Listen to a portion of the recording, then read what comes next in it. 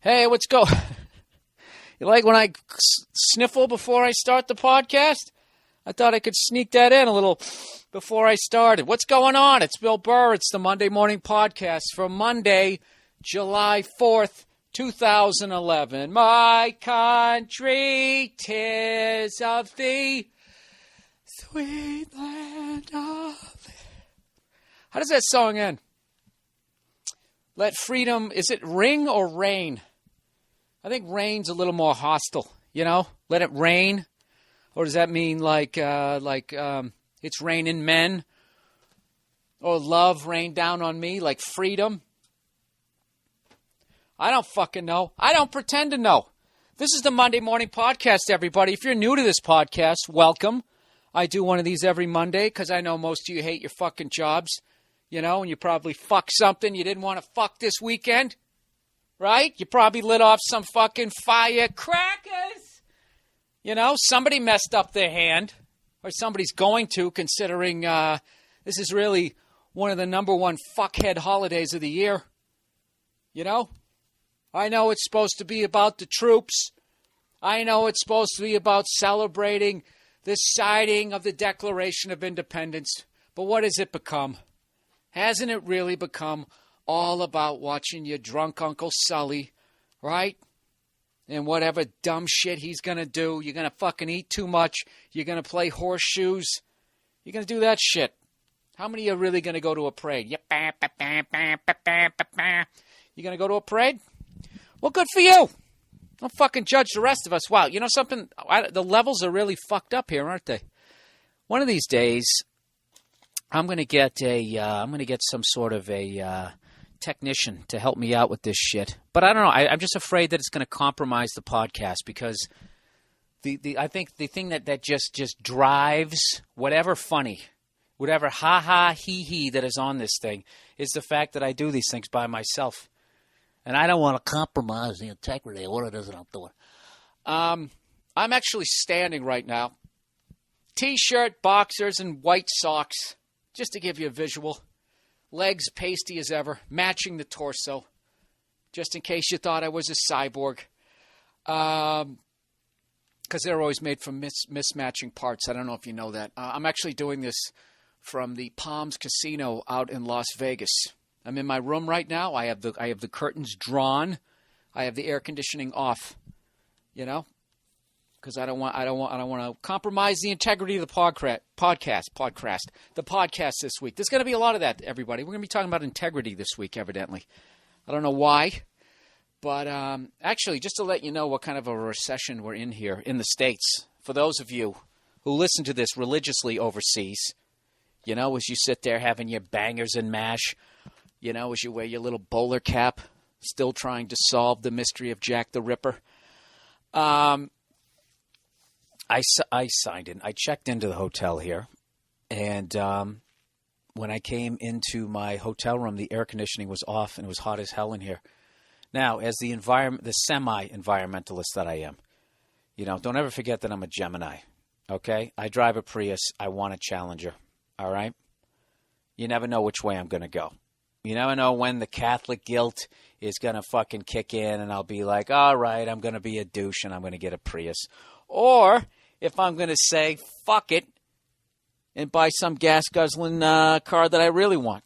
But anyways, I came walking in, and, you know, that was a major sign that they are not doing well out here. And I got to tell you, as I look out the fucking window here, if I can just peek behind the drapes, it was a major mistake to build anything out here. Just the amount of energy that it takes to try to pretend that you don't live in a fucking desert. You know? And I know all you guys are going to send me little fucking emails about the history of Vegas and Bugsy Siegel and the reason why they came out here was because of their fucking gambling. And gambling wasn't here. Whatever. I don't give a shit. All right? I'm just saying. You know? Hindsight being 20/20. Am I using that? It's already getting so fucking hot in here I can't cross my legs as I lay down in the bed because they're going to be sweaty up against one another, you know? This is hell on earth. I think this is, if you want to know what global warming is going to bring to your city in a few years. Come out to Las Vegas first weekend in July. And I'll tell you, there are some fucking whores out in this city. Woo! Does it make me excited? All walking around with their short skirts and their thick little thighs and their fucking asses jacked up with their little hoary shoes from the Kardashian line. You know? You gotta love those skanks. You know, those skanks that just have no fucking talent, but they got big brown eyes. And they draw some fucking eyeliner around them so they can fucking look like some scared squirrel as they give head over a cell phone cam. Right? And then all... Then all of a sudden they become famous. Then they become famous. You know, the whole world's sending the message out there that it's okay to be a whore. And then they get all these deals. And then they come out with their line of clothing. Do they come out with something elegant? Do they come out with something tasteful? Do they come out with something that's even remotely respectful? Of course not. They come out with whorewear. Okay? You go with what you know with. You got to go with your gut. Okay? And what these women know is they know ass and titties got them where the fuck they're at. Aside from having big brown eyes that you draw eyeliner around. Then you look up like, yeah, you want me to do it? Right? So now you got all these other fucking whores out here. What happened? What happened here? For some reason my fucking... You guys still hearing this? Wait a minute. We got a problem here. We got a problem with the channel. Ah, fuck. How come I can't hear it in this ear? And the other side isn't going up. Ah, Jesus Christ. I was on a nice roll. Hang on a second. I got to fix this. Hang on. Is this what it is? Is this fucking thing coming out again? Oh, Christ. Is my fucking machine crapping out? Why? Because it's so goddamn hot in here? You guys want to listen to this? You want to listen to a guy who doesn't have a fucking producer? Try and solve why it's coming in clearly in the left channel and not the right channel. Ladies and gentlemen, please don't panic. The Monday Morning Podcast will be back after a short break. Okay, test. I'm back. I saw what happened. I saw it. I figured it out. My fucking, my elbow hit some button here. All right, we're back. So anyways, I'm talking about whorewear. All right? This is what they know. This is what they do. And then these other ladies, I don't know what their fucking problem is, but God bless them for not figuring it out. They are so enamored with celebrity that they forget that these whores are whores. So then they go out and they buy their fucking clothing. And they dress the way they dress. And then you got me, a filthy middle-aged man walking around with the fucking semi, you know? But I'm harmless. You know? I'm at that age. Not only do they not give a fuck about me, it's like they look away as fast as if when they look at me like they're looking at like a lamp or something. Just a complete inanimate object. It's so fucking sad to get to this goddamn age where, like, God, I'm that guy. Even though I kept myself in shape, I'm still an old balding jackass, right? No one gives a fuck anymore. That's why they have that great saying that youth is wasted on the young. You know why? Because you don't know. You don't know any better. You're so busy freaking out. Is that a zit? Is that a pimple? Whatever the fuck it is you're doing, you don't realize you're in the prime of your life. And even if you do, you can't appreciate it because you haven't been where I'm at. You know? And I haven't been where somebody older than me's at and some other guy sitting there listening to this on a toilet with his balls in the fucking water. You know? But God bless this skanky, hoary fucking generation. It's unbelievable. I walked by the Playboy Club. I mean, what the fuck do you expect, right? And everybody's standing out there with all the guys with their Ed Hardy, affliction, bedazzled fucking shirts. Absolutely horrific. You know what I mean? Knowing full well that they all watch the Jersey Shore as if it's like a drama, you know? They watch it, you know, think it's like compelling. Why does it keep making that fucking noise? You know what it is, people? I forgot my windscreen this week. I don't have the windscreen. And even though there's no wind in here, I think I'm popping on the mic. So because I got the levels turned up so fucking high because every goddamn week you cunts bitch to me. You know, turn it up. It's not loud enough. Why don't you fucking turn up your device that you listen to this thing on? God damn it, if I had the name of a device, that would have sounded right. So anyways. Oh, there's a drink of water for you. This weekend, I am doing dates on the Anti-Social Network Tour. We did the Paramount Theater up in Seattle.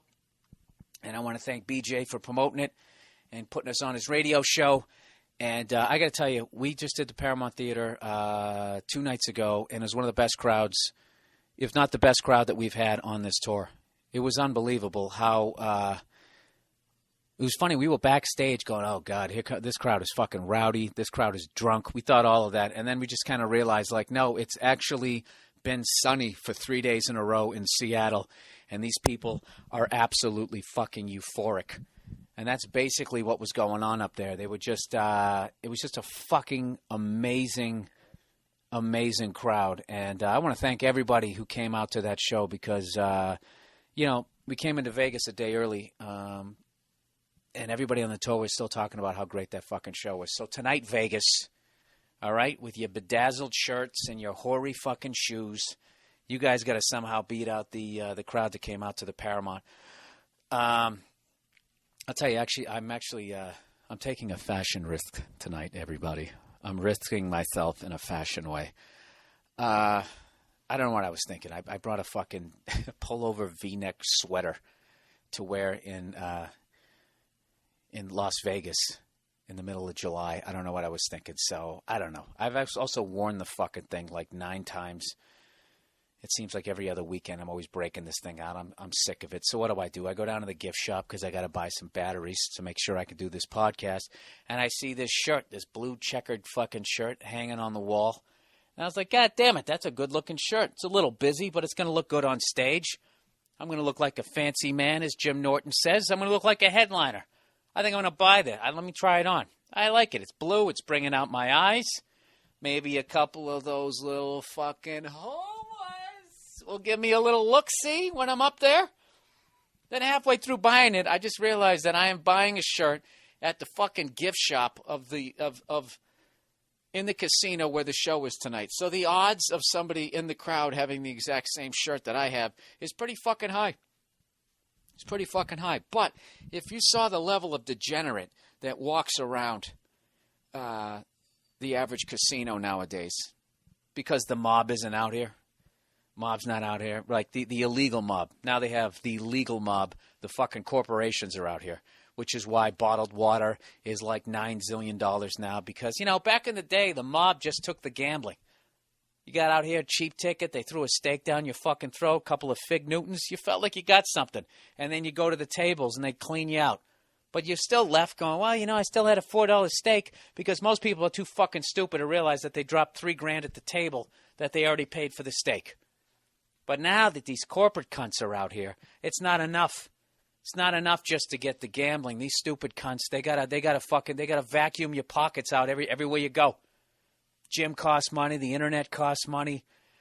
Goddamn, you can't get an $8 steak out here, or whatever the hell you used to be able to get. You can't do it. I know this is old material. I know I've talked about this before in the podcast, but I think it's so vital to what this podcast is all about that I'm going to say it again. Okay, that's why I'm saying it. Not because I remembered halfway through that I've already discussed this shit on the podcast. It has nothing to do with that. It has to do with the fact that I think it's so goddamn important to keep rehashing the old shit on this fucking thing. Yeah, that's what it looks like. I feel like when I walk through a casino, like when I go downstairs to get breakfast in the morning, I feel like I'm on a college campus. You know, you see like the frat boy kind of guys. And then you see the sorority girls with their ankle tattoo or maybe the shoulder one. They pretty much all stay away from the tramp stamp now. That's usually chicks from my generation. But anyways, we came in a day early. Let me tell you about my little Vegas trip here. Came in a day early. And Jim Norton is a huge UFC fan. And I didn't even realize that there was a fight this weekend. So, you know, Joe Rogan, a fellow comedian, he actually hooked us up with these awesome tickets. And I went down and I watched was it UFC 32? 132, I'm sorry, with Uriah Faber fighting some guy Cruz. I don't know the fucking names. There's only so many sports I can pay attention to. But I got to tell you something. You got to go to one of these UFC things. And just especially if you're actually in the performing arts on any level, you know. And as much as you think it's badass to be in a band, or it's badass to be a comedian, or maybe to be a fucking, I don't know, a fucking professional football player, there is nothing more badass than when Bruce Buffer does your goddamn intro and you come in not wearing a shirt to just fucking throw down with another fucking human being. It was just, I never felt like such a bitch in my life. I just remember just going like, do I really think that I'm some sort of badass doing stand-up comedy? And not to mention, if you're a fan of the UFC, this is another reason why you have to come out and see one of the live events. Is as badass as Bruce Buffer sounds, for those of you who don't watch, he does all the intros for the fighters. As badass as that guy sounds on TV, there's nothing like seeing that guy live. He is unfucking believable. He was so good. I was sitting there, Doug Benson. He was actually there, not to name drop a bunch of comics, but we just started laughing. He was so good, and we were just laughing at like the intros, like the average intro that you get at like a college gig. You're a comedian. He's been on Comedy Central and David Letterman. His name is Bill Burr, and here he is. That's what you'll get at like a college. Or you go to a comedy club, it's a little more professional. They'll be like, hey, good evening, everybody. Welcome to the Punchline in Atlanta. How's everybody doing tonight? Yay! Oh, come on. You guys can do better than that. It's Friday night. I said, how's everybody? Yeah! That's the best we get. Dude, Bruce Buffer. I don't even want to try and imitate. I'm going to embarrass myself, but he's just like... He just comes out. He has this sound, you know. Ladies and gentlemen, it is time! And everybody's just like, what the f... You're just fucking looking at the ring. Fighting! And he just fucking... He just goes right through their credits. He's fucking pointing at him in every fucking thing that they've done in his career. He's like enunciating. He's getting his body into it. The fucking fighters are bouncing on either foot. I got amped up. I'm not even fighting. I'm sitting out in the fucking crowd. For half a second, I thought I knew how to fight. It was unbelievable. I thought I had a belt in something. It was the shit. And then, like, every fight I saw was great. The second I walked in, I saw, like, I think I saw 6 fights. 5 of them either ended in knockout or TKO. And I'm so bad with the names. What's his face? Was it Vanderlei Silva? He got knocked out by this dude with red hair in 27 fucking seconds. And after the dude with the red hair knocked him out, or dyed red hair, you know, he's a spy in my world. He fucking knocks this guy out. And if you see the look on his face when he was flexing after he did it, it was one of the most terrifying things I've ever seen in my life. Once again, you just look at the guy, and as every guy always thinks, every guy has a nightmare of could I survive in prison? That guy does not have that nightmare. That dude, unrapeable.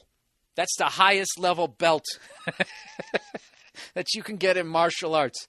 Oh, speaking of which, somebody knocked out somebody. I don't know what I can't remember. They started to blend together. And at the end of the fight, after he won, he got his blue belt.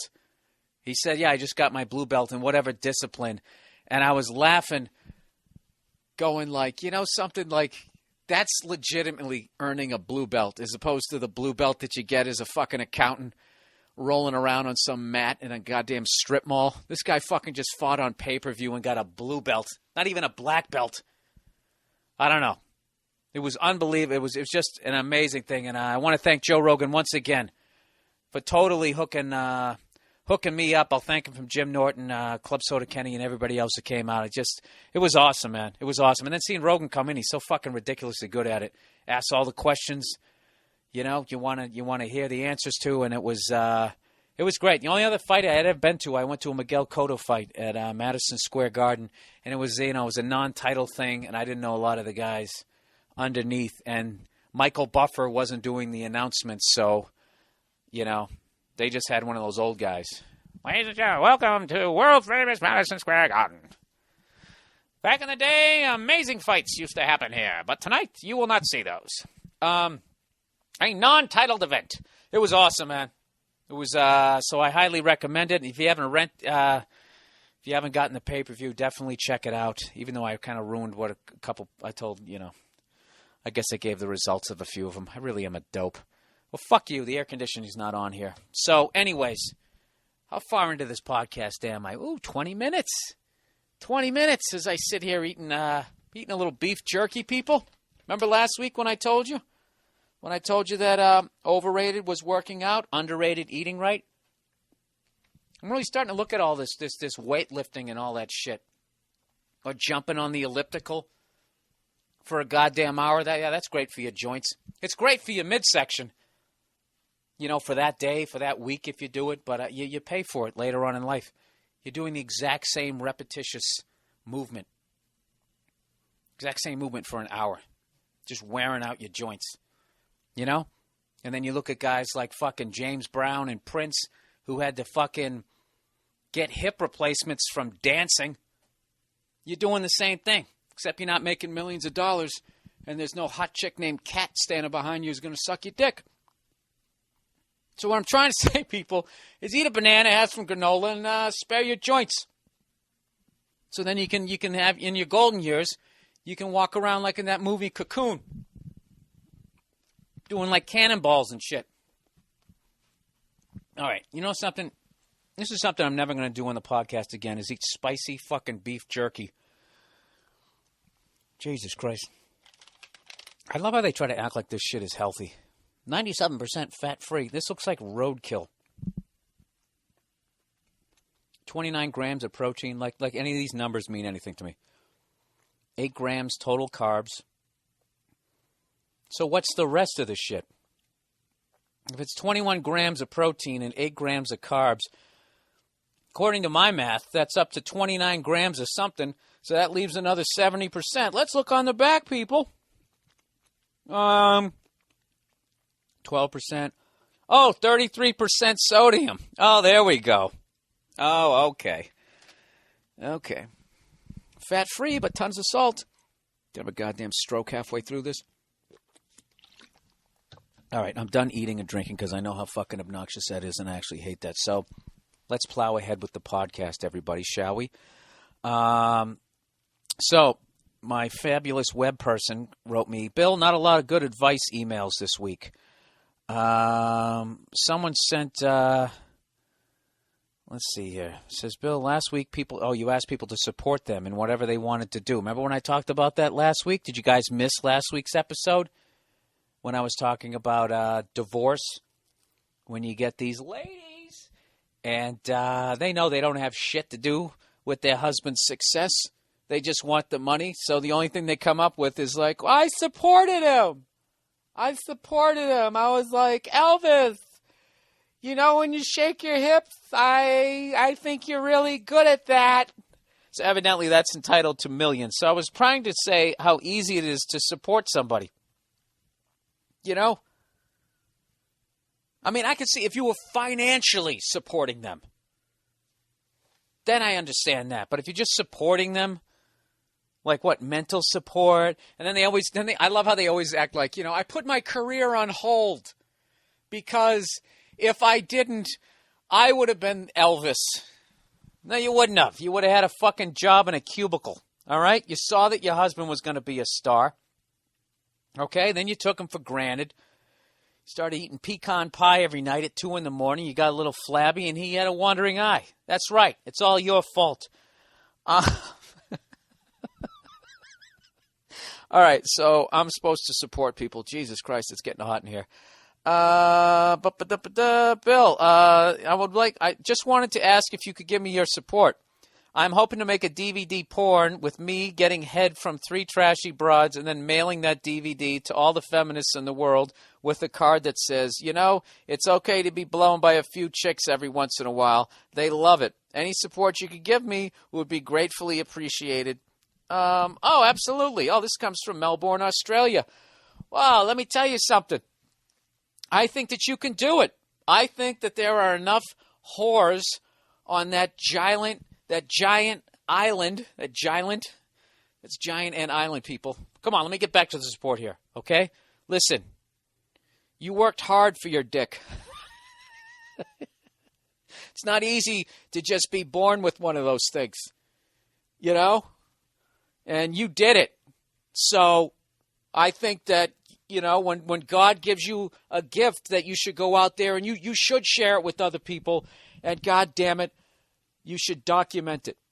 You should make a video, and I think you can do it. I just, you know, go down to Radio Shack, get yourself a camera, find 3 women whose dad didn't stick around, and I think you should do it.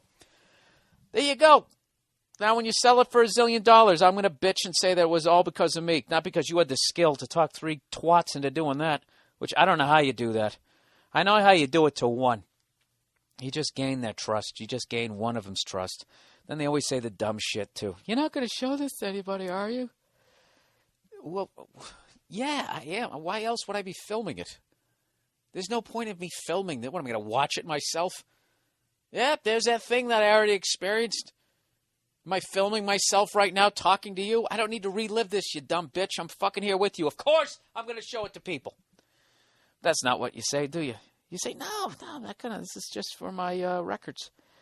It's kind of like when you call up a corporation and they say, you know, just to let you know, we're recording this to ensure quality assurance. There you go. That's what you should say. You get the 3 girls back there and just say, listen, just to let you know, I'm recording this just to assure quality performance. If you'd like to lick my balls first, press 1. All right, sorry, it's a hacky joke.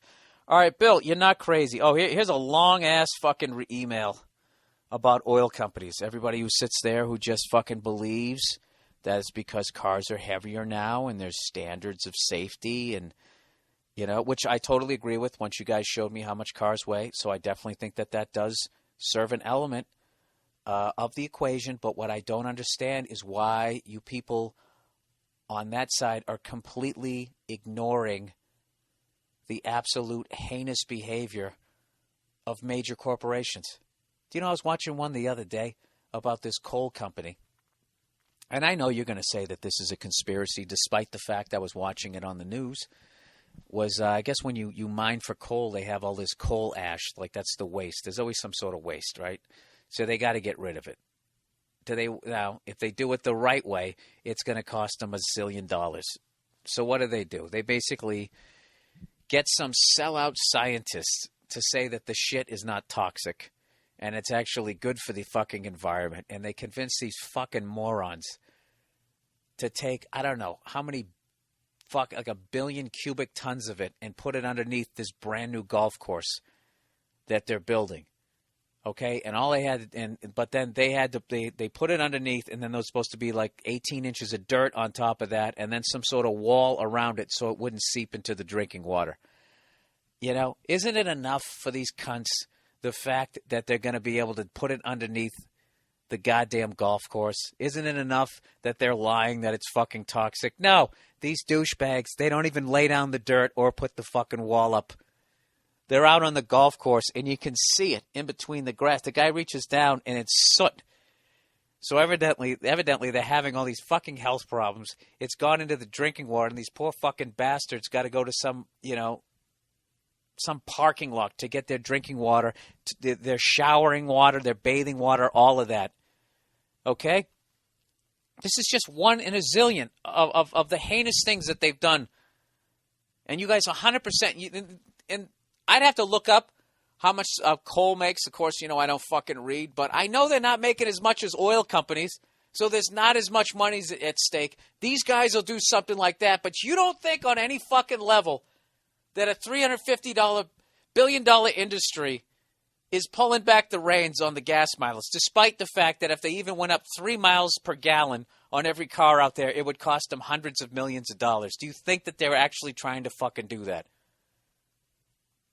You know, when you look at the airlines, remember when the airlines were bitching that the price of fuel was through the roof, so then they had to start charging for luggage, checked luggage, they started charging for that. And then all of a sudden we start paying it. And then all of a sudden it drops down to $1 something a gallon. Did they ever stop charging us for it? Fuck no. Fuck no. They kept it. They kept it. And then it starts going back up again. And then what do? They make it even more fucking expensive for your bags. But for some fucking reason, these people, they just don't believe that they would ever fuck with the gas mileage. So this guy writes me this long-ass email. I'm going to try to get through this as quickly as I can. All right, he says, Bill, you're not crazy. Fuck everyone that says you are. They're delusional and naive. I think they're like me. I think that they just read shit on their side. They go to I'mRight.com, so I'm no better than they are, but I appreciate you taking my side. So anyways, this guy actually read a book. So I'm just going to quote him and then declare victory in this argument until someone else writes something for the other side, and then maybe I'll believe them. He says there's this book from the 90s called America, Who Really Pays Taxes? Written by two investigative reporters, Donald Bartlett and James Steele, if you want to look it up, Pulitzer Prize-winning reporters for the Philadelphia Inquirer. In the book, they tell the story of the great oil strike in the city of Hassa in Saudi Arabia by Standard Oil Company, yada, yada. Dude, I'm not going to fucking read all this. First of all, there's so many words in here that I can't even fucking pronounce. It's really going to destroy your point. But for the comedy's sake of the podcast, you guys want me to give it a shot? All right, I'll give it a shot. All right. Tells the great oil strike in the city of Hassa in Saudi Arabia by the Standard Oil Company of California, Chevron, and the Texas company, Texaco. The oil field in Hassa is one of the most prolific oil fields ever discovered. Standard Oil, which is Exxon now, jumped in to get some of the oil, and so did Mobil Oil once the huge oil fields were discovered. No problem with that. No problem with that so far. These American oil companies formed a consortium called the Arabian American Oil Company, or Armaco. I don't know. Armaco drilled wells, laid pipelines, built storage tanks, and even built maritime terminals on the coast to load the crude oil to move around the world. No problem with that. Armaco also catered to every whim of the king of Saudi Arabia. They built roads, schools, hospitals, air-conditioned palaces, whatever the fuck the king wanted in order to get access to the oil. Makes sense. It's on their property. You got to pay them something. However, when World War II hit, impacting the oil trade in the king's purse, Armaco arranged for the king to receive wartime assistance from the United States State Department under Roosevelt's Lend-Lease program. This program was meant for Great Britain in the war against Germany to provide the British citizens with food, money, and arms. Remember that? Und the Blitzkrieg, yeah? When they were fucking bombing civilians over there in Germany. I mean, Germans were bombing the English. So we were supposed to help them out. So I guess Roosevelt comes up with this Lend-Lease program to get these poor English people some food, money, and arms as they sit there getting bombed day and fucking night. So anyways, the way Armaco got around the fact to basically get these funds, that these programs' funds were meant for nations warring against Germany, is that the State Department got Roosevelt to indicate to our government officials and the people that the defense of Saudi Arabia is vital to the defense of the United States. So then they just, I guess, tapped into that money. The royal family in Saudi Arabia got rich off of this oil field in Hassa. After the war, the royal family saw their royalties in oil raised from $3 million in 1939 to $40 million in the late fucking 40s. Yada, yada, yada, yada, yada, yada, yada, yada. I'm not reading all this fucking shit. So basically, I don't. That's the type of shit, right? So we come up with something. You have regular people who are starving, who are getting bombed, whose kids are getting killed. So we want to do something about it. We're going to send money over there, and it gets siphoned off by the oil companies to keep paying off this cunt over there in Saudi Arabia. And what ends up fucking happening, everybody, huh? Saudi Arabia, from what I've heard, is taking a lot of that oil money, and it actually supports terrorism. They just funnel it through the mosques. And I don't think that the big guys give a fuck. You know? I just don't think that they give a shit. And I realize that every kind of energy, there's going to be the waste, just like with the coal and all that type of stuff. But to get coal or to solar power, that type of shit, we don't have to go over to the Middle East. You know? I would love it if we could just somehow come up with some sort of alternative energy. And then over in Saudi Arabia, all those other places, they would all go broke. And there would be no funding for terrorists. I know I'm oversimplifying this, but what the fuck? Oh, Jesus. I probably came off sounding even dumb. That even sounded dumb to me. That's all you have to do to solve the Middle East problems, everybody. You know what it came down to? It was just too fucking hot to read all of that shit. All right, let's plow ahead. Let's get to some advice here this week. Bill, hey, Bill, I thought I'd ask you for your opinion on my situation, seeing as though you're like the Oprah for men. No, I'm not. I'm not fucking giving away. Wait a minute. I don't give away any free shit. I give away a free podcast, but I'm not going to be everybody gets a brand new car. I don't do that shit. But I've never been married, and I also have a weird relationship with the dog. Maybe I am like her. I have weight problems. All right, hey, Bill, I thought I'd ask you for your opinion on my situation, seeing as though you're the Oprah for men. But on here, it's useful advice, unlike the unchewed food that spills out of that woman's mouth. Oh, Jesus Christ. Oprah's clean. What are you talking about? She has money to be clean.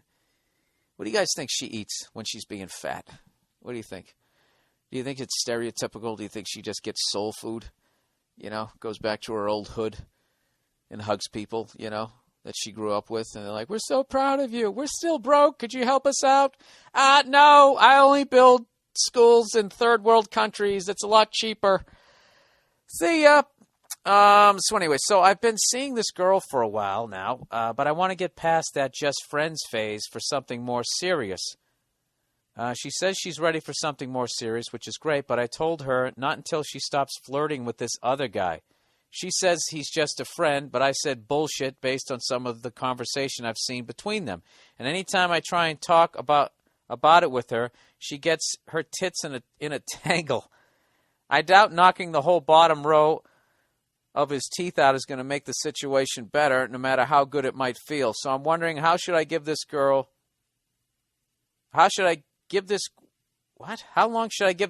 to get her act together? I want to be with her, but I can only put up with this bullshit so much. Dude, fuck this girl. See the red flag? Just bang her. Just fucking bang her. This is the classic girl. You want to bang this girl? Stop giving a fuck that she's talking to this other guy. And then all of a sudden when she's blowing you, don't think she's blowing you because she likes you. That's her own fucked up issue. All right? You don't want to get in a relationship with someone like this. I'm not saying she's a bad person, but she's not ready to get in a relationship. She's still playing the field. That's the best I can say about her. The worst I can say about her is she's one of these cunts that's going to always be doing that because she gets off on the fact that you're going to be getting upset that she sort of fucking unbuttoned her shirt a little more as the waiter came over to your table, you know? And then what are you going to do? You can't hit her, so you're going to end up punching this other fucking guy in the mouth for what? For doing what? Doing what a guy does? Tries to bang some hottie? He's behaving how he's supposed to be behaving. He doesn't have a relationship with you, you know? The problem is the whore in the middle. Don't get yourself involved in that. She wants to go blow him, let him. Let him deal with her. Because I'll tell you, the second she's playing the same game with him, I guarantee it, the second she starts fucking blowing him, she's going to start looking at somebody else. All right? So this is what you do, my friend. Just say, hey, how are you? How's it going? This is how you mind fuck a chick like that. All right? When I say don't try to fuck her anymore, I don't mean go to work or whoever you're seeing this girl and act like a douche around her. Start blowing her off and that type of stuff. Because then you're showing that you care. You care so much that you're spending all this energy not paying attention to her and giving her these bad vibes. Just when you see her, just be like, hey, how are you? Give her a big hug or whatever. How's it going? And what are you doing this weekend? I'm hanging out with some friends and blah, blah, blah. Yeah, you know, this weekend isn't good. You know, just get on. Just give that air that you're getting on with your fucking life. And I guarantee you got a great chance of her panties hitting the fucking floor. And then when you bang her, don't be a moron. Don't think that this girl likes you. She doesn't. All right? You don't need that shit. Honestly. You know what I mean? Think about that. This is going to be the mother of your kids. And someday your kid's going to be like, yeah, how did you meet Mommy? Well, she was kind of, fucking, I think, giving this other guy a hand job on the side. So I was sort of dancing for her attention. And, that cunty shit she did tonight when I took you all out for pizza, still taking her old titties out. Yeah. I actually, when I really think about it, I saw that red flag waving in front of my face 23 years ago when I met her. Yeah, fuck this girl. You got to have some self-esteem here. I'm sure she's hot because that's the only reason why you'd put up with this type of behavior. But come on, man. You don't need that. One of the hardest things out there is to try, as a guy, is to try to find a good woman. And one of the hardest things for them is to try and find a good guy. And so you got to start off on the right foot. You know what I mean? I'm just going to keep saying the same fucking thing over and over again. But if this is what she's doing on the way in and she's making you audition for her pussy, go fuck yourself. Okay? Go fuck yourself. Either you want to come out with me or you don't. But you seem like you're interested in that guy over there. So, go suck his dick. I'll be over here in my cubicle waiting for a decent, respectable woman that's worthy of my attention to come along. All right? So run along there, fucking little booty shorts.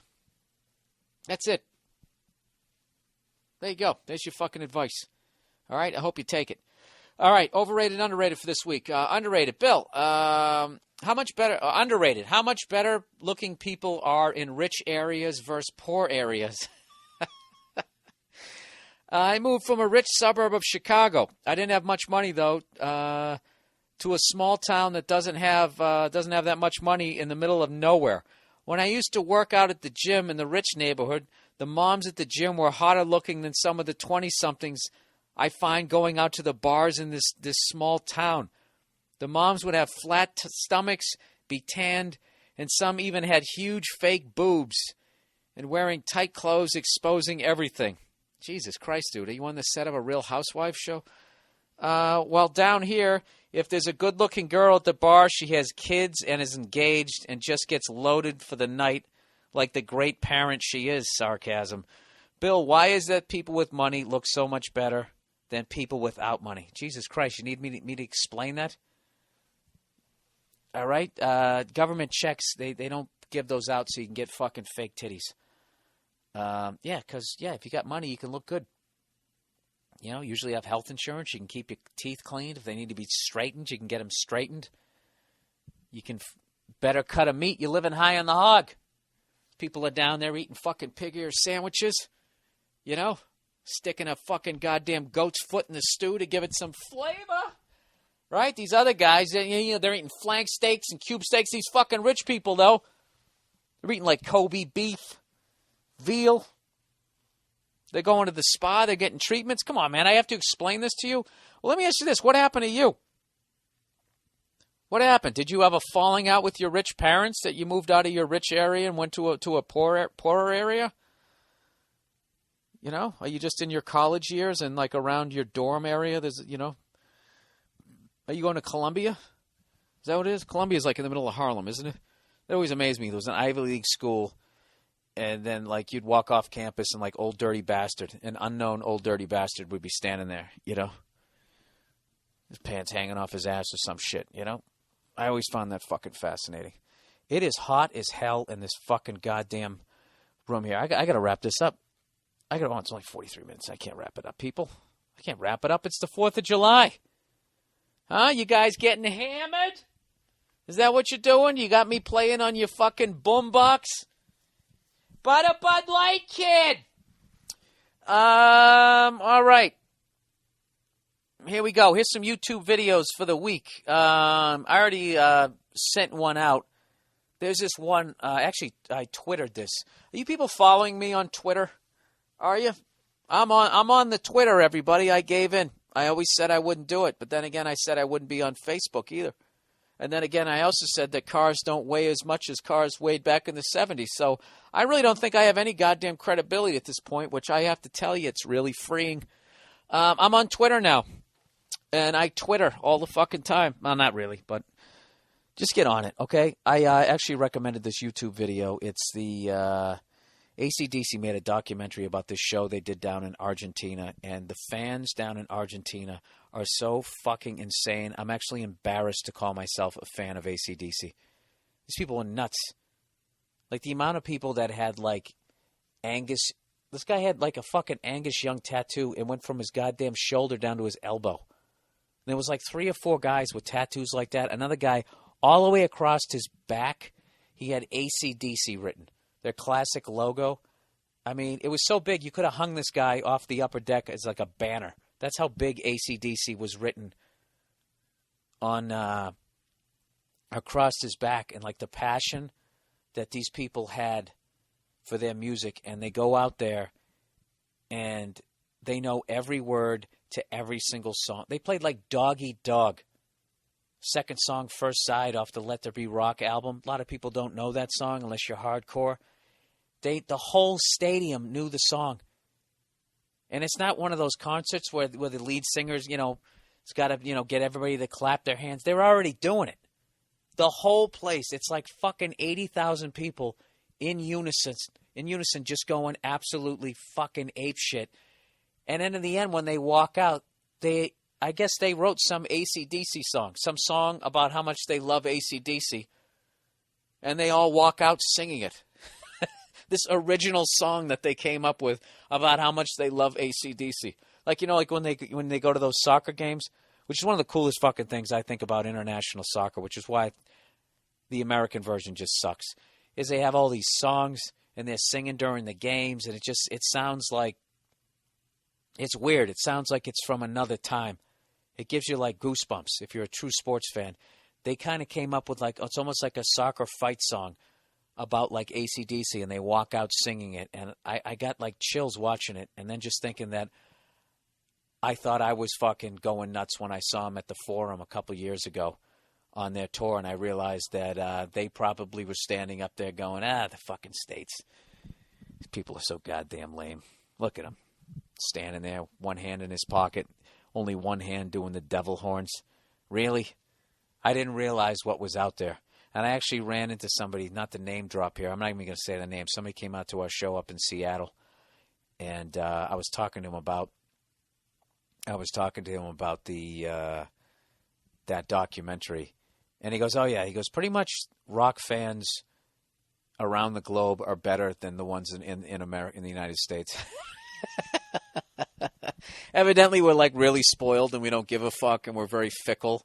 Where like, over in Europe, like when Y&T puts out a new album, they'll actually buy it and know the words and be like totally fucking into it. But then again, they also love David Hasselhoff. So I don't really know how to frame that. All I can tell you is that I've been to some great concerts, but I have never seen anything like what I saw during this documentary down in Argentina. Like the next time AC/DC tours, I think I will fly down to Argentina if I got the money to go down there and see a fucking show. Then with my luck, I'll just end up getting kidnapped and I'll be on that fucking show, Arrested Abroad, talking about how I had to stick my iPod up my ass or some fucking thing and turn it into a key and get myself out of a bamboo cage. You ever watch that Arrested Abroad? That'll make you never want to go outside of this country. Or at the very least, as a white guy, it just makes you want to go to places where there's other white guys running shit. Which brings me to my European tour, everybody.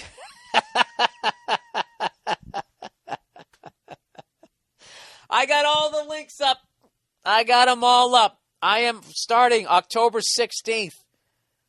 All right? I'm doing my own little fucking rock star tour right through London, England, and then I'm going all the way through Scandinavia. I am going to the fucking the fountain of youth, ground zero of fucking white people, where it all started.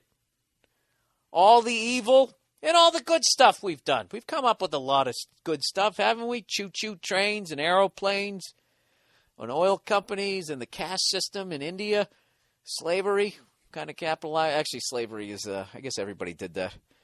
Didn't they? Didn't everybody do that? I think white people, I just to stick up for white people here as a Caucasian, I don't think that we're the most evil people on the planet. I just think we're the best at it. We're like the Michael Jordans of evil. Actually, you know what? I'll tell you something.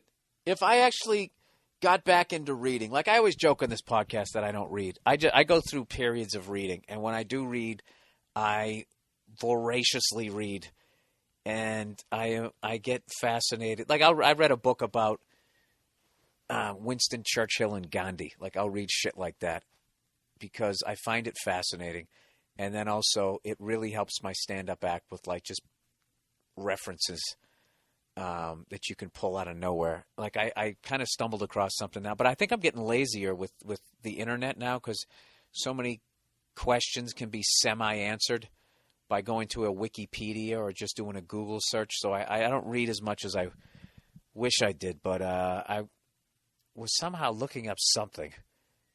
Classic internet thing, you're reading about sailing, and the next thing you know, 2 clicks of a mouse, and you're reading about war crimes in World War II.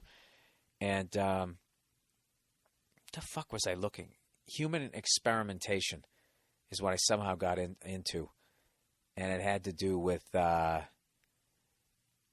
just how many governments have been guilty of that, of infecting their people with something just to see how they reacted to it. The only thing I got out of it was, if you're ever going to go and get yourself, get the, what do they call it?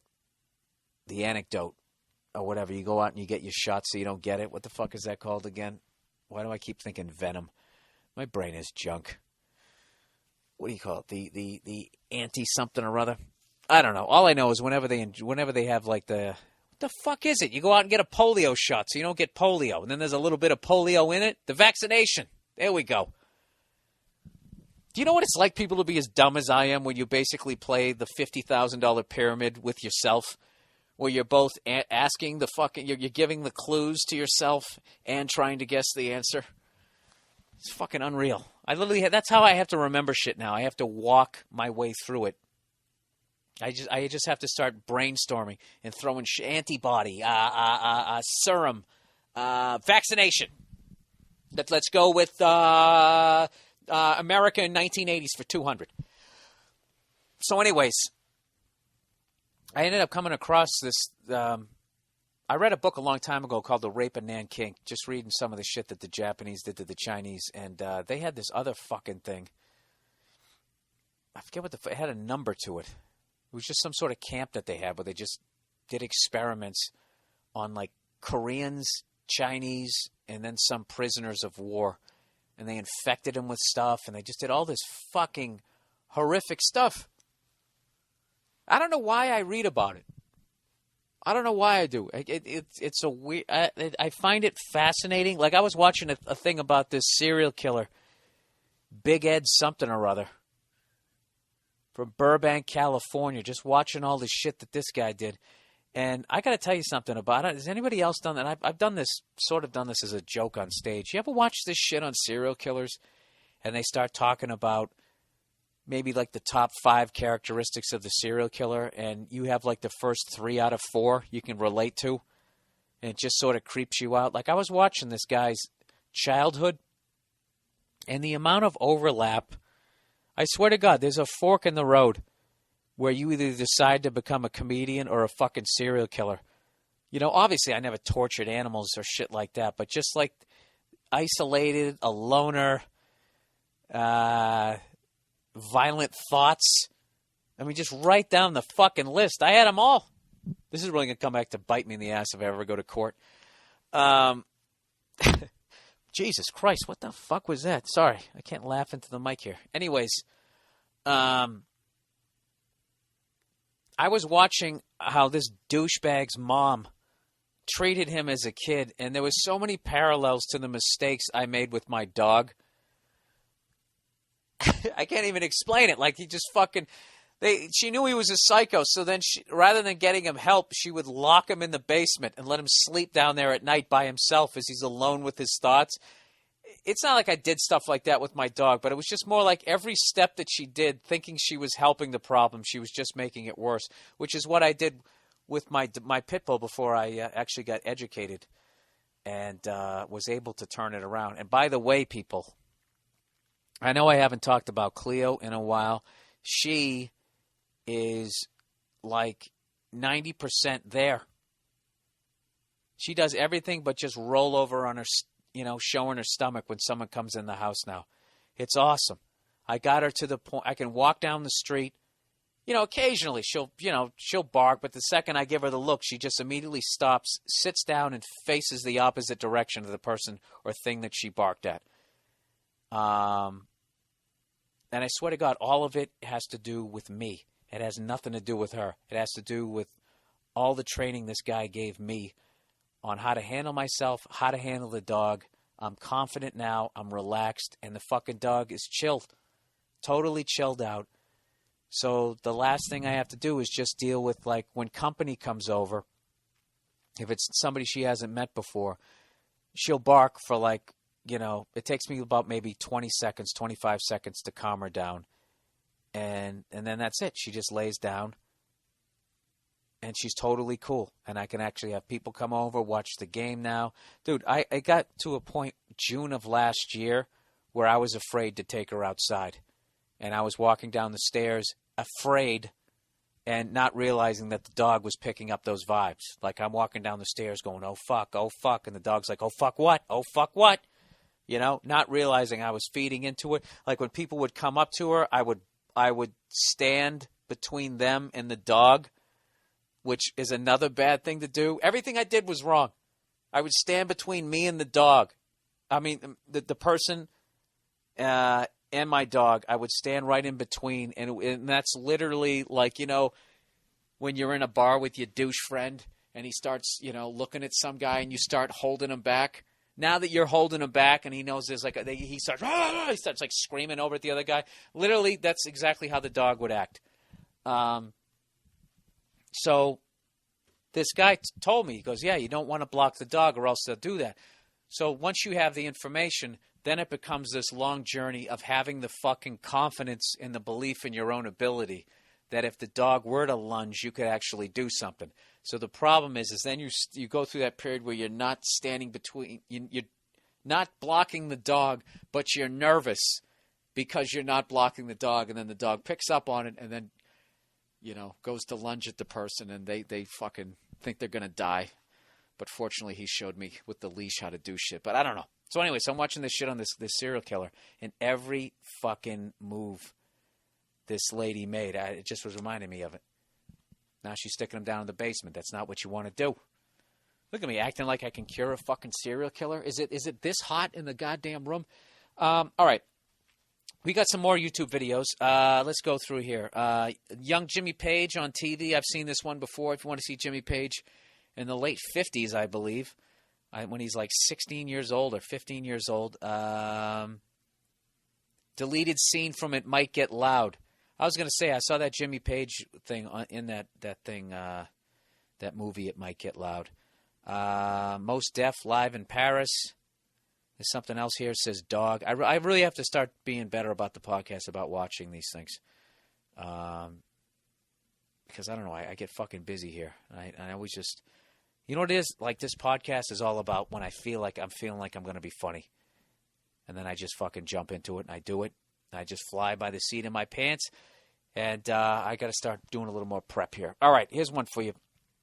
We're going to bring back a topic. Despite the fact that I dropped this topic because people told me that Daniel Tosh does something like this on Tosh.0. This person actually asked I'm bringing back, is it racist? I'm bringing this topic back. By the way, I worked with Daniel Tosh on Wednesday this past week down at the Wiltern Theater for the Greg Giraldo benefit. And Jesus Christ, that guy is a fucking beast. Absolutely fucking hilarious. He might have had the set of the night, and everybody down there was a headliner in their own right. And I want to thank everybody who came down, but Daniel Tosh was fucking hilarious.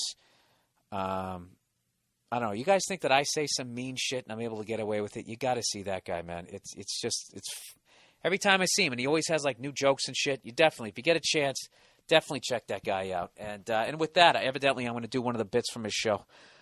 Is it racist? All right, Bill, I love the podcast. Consistently hilarious. Turned on some friends and brothers to it. I really appreciate that. Anybody who listens to this, please tell your friends about it.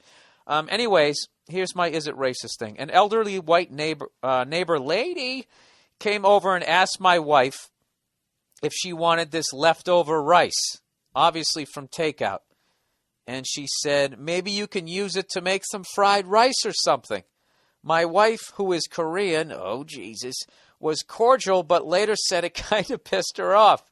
Here's the kicker. She did end up making fried rice out of it. Is this racist? Thanks. Oh man, this is one of these ones that it's not racist.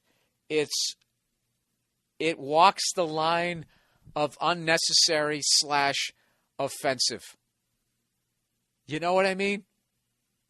It's, she answered the question by actually turning it into fried rice. And I got to be honest with you, I've never understood the food thing. Why the food thing is racist. I could see if you're saying people are dumb, all those classic Klan things where they say certain people aren't fucking human, they're, fucking you're part whatever, like that. But the food thing I never got. I never understood it.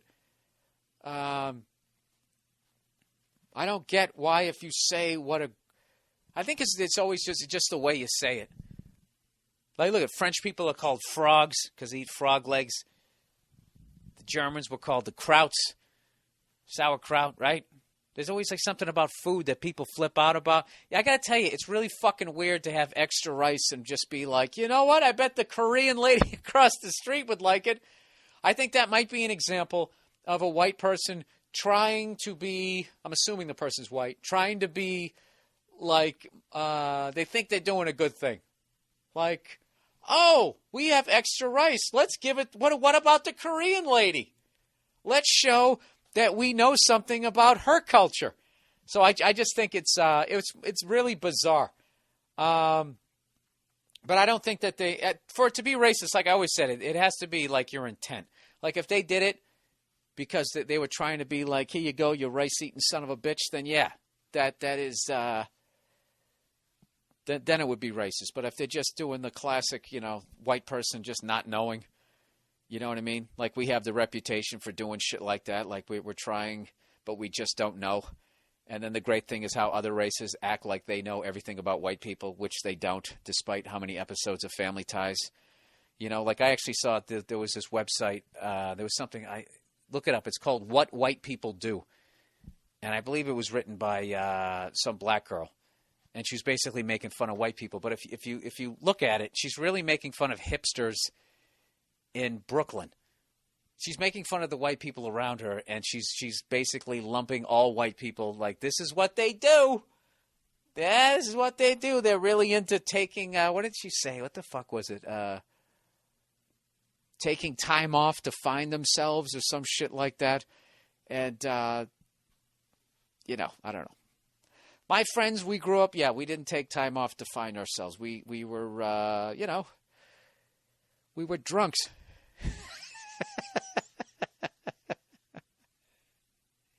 Took time off. We didn't take time off to find ourselves. We flunked out of college. That's what we did. That was or we fucked up.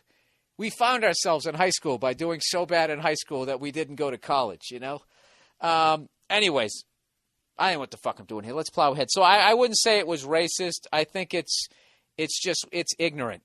That would just be ignorant. They think that they're doing this great thing.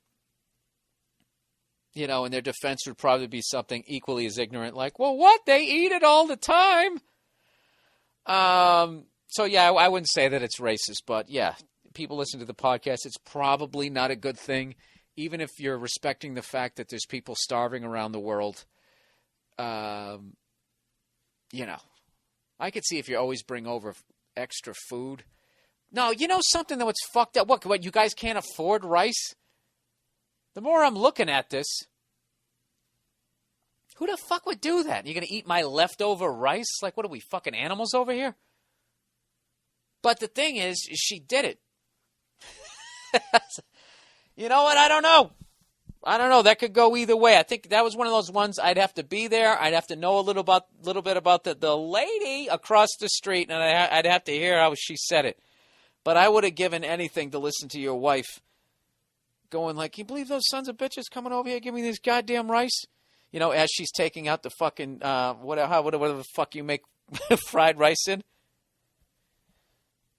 Did you laugh when she actually cooked it up? That's one of those weird things you got to watch out. You got to watch when you laugh. All right, here we go. Oh, last week, by the way, when I was talking about that Chris Brown thing, when they were trying to get him in trouble there for saying y'all are gay, y'all N-words are gay, and they didn't give a shit that he said the N-word, the gay group there. Some black guy wrote in, I wish I saved it, and he said, like, Bill, for the love of God, I'm a black guy. You can say the N-word in that context. It wouldn't bother me. So he basically gave me the green light to say it, which was weird to me. You know, telling me, like a third base coach, go ahead, steal home. I don't give a fuck, So I just wrote him back, N-word, please. What are you going to do when I say it and then I get in fucking trouble? You're going to be there and be like, I'm the black guy that said it was okay. I gave him one free N-word. All right. Hey, plus, not to mention, I'm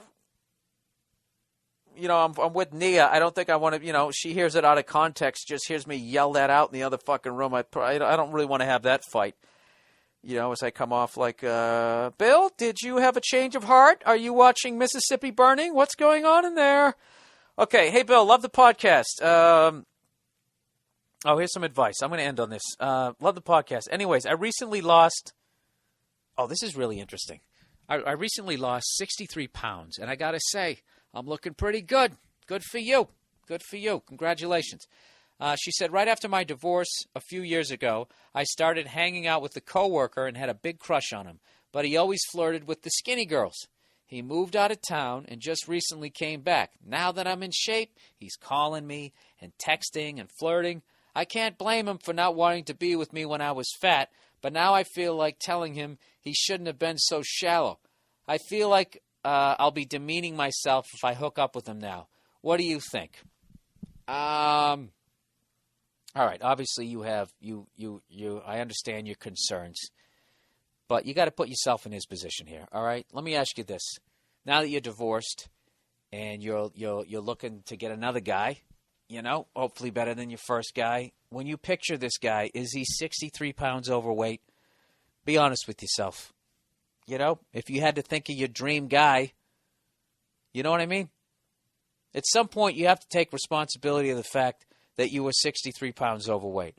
And God bless you, you went out and you did something about it. So I don't know this guy, so I'm not gonna give this the green light, because for all I know, this guy's a douche. But I would just say, try to have an honest moment with yourself and think, how much of this is this other guy, you think that he's shallow, and how much of this is that you're afraid that you're going to put this weight back on again. That despite the fact that you did it, and you showed how strong you are as a person, and you took this 63 pounds off, there's that thing in the back of your head where you're kind of nervous that, what if I put it back on again? This is what I say you do. All right? I would read up on nutrition. That's what you should do. I don't know how you lost to 63 pounds, but I can tell you right now, if you did like the fucking South Beach diet or all these fad diets, eventually, you're going to want to have a sandwich. And it's all about, I got a buddy of mine, takes off weight, puts it back on, takes it off, puts it back on, and he's always doing those kinds of diets. I'm not going to name his name, okay? But he says stuff like, dude, man, I'm on the fucking cookie diet, dude. Dude, I eat nothing but cookies, dude. He does that type of shit. And all you got to do, you got to read up on nutrition. If you read up on nutrition, then you know how to have a balanced diet, and you'll be able to keep the weight off. And, I'm telling you, and this is something that I finally fucking learned. And it's not even like I learned it. I always knew it. I always knew you got to eat right and have a balanced diet. But who the fuck wants to do that? It's like this morning. I went down and got a breakfast. I knew what I should have done. I should have ordered the steel-cut oatmeal. What did I do? Yeah, let me get the 3 eggs scrambled with some cheddar cheese, fucking wheat toast, and let me get some bacon, too. Of course, it comes with the potatoes. Fire all that down my fucking mouth. Right down to my goddamn throat, right? Stupid move. Stupid move. I should have had the steel-cut fucking oatmeal and then just gone for a walk. That's what I should have done, and I didn't. So, I'm telling you. So now I got to go to the gym and beat the shit out of my joints and ligaments and all that type of stuff, when really if I just had a fucking bowl of oatmeal. So what I would do is just realize the fact that you're fucking, you're good looking now. You dropped to 63 pounds. Just read up on nutrition and just get totally fucking into that. Then you won't have to worry about that shit. And maybe you can tell this guy to go fuck himself. But I got to tell you, if you're good looking, people are going to be attracted to you. So you're always going to be dealing with that.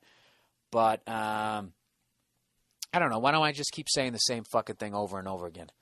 All right. I think that's the podcast for this week. What are we up to here? Look at that. Right on that. Oh, hour and 10 minutes. Jesus Christ. These things are getting too fucking long. And with that, that's the podcast for this week. Everybody, just to let you know, I added some new dates. I'm going to try to run through them real quickly where I'm going to be at. I don't have the exact dates. Just go to BillBurr.com. Go to the mmpodcast.com, the official fan page to watch all the YouTube videos.